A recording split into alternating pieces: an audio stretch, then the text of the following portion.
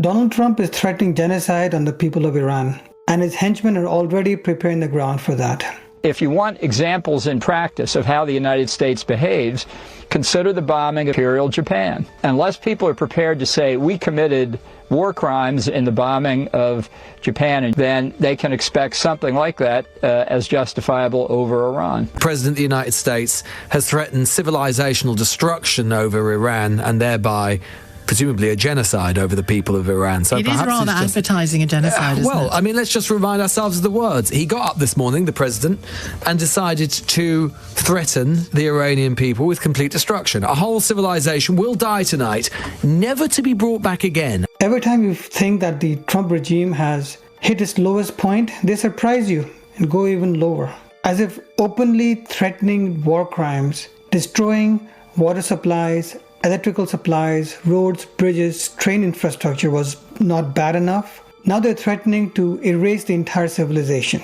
And you have John Bolton on CNN justifying that by invoking Hiroshima and Nagasaki and saying just like that wasn't a war crime, nor would this be. Have you heard anything as ridiculous as that? Who in the right mind feels that dropping nuclear weapons on cities is not a war crime? It is by definition a war crime. Just because the United States is not signed up to the Geneva Convention doesn't mean that a war crime committed by them is not a war crime. You're simply not signed up. But if you're a criminal, you're a criminal. This is exactly what Mark Carney referred to as American exceptionalism and asymmetrical application of international laws. There's one set of rules for the rest of the world and a different set of rules for the United States. And this cannot be allowed to continue.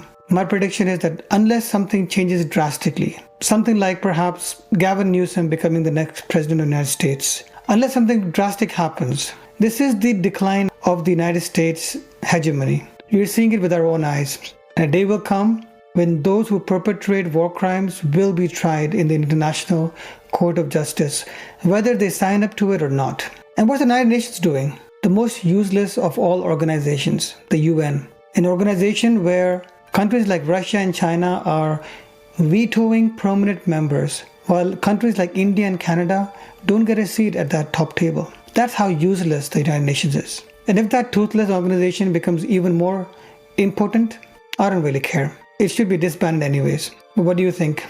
Can anyone stop Donald Trump now? Like Mark Carney was suggesting, can middle powers and other powers get together and push against this tyrant? Put it in the comments.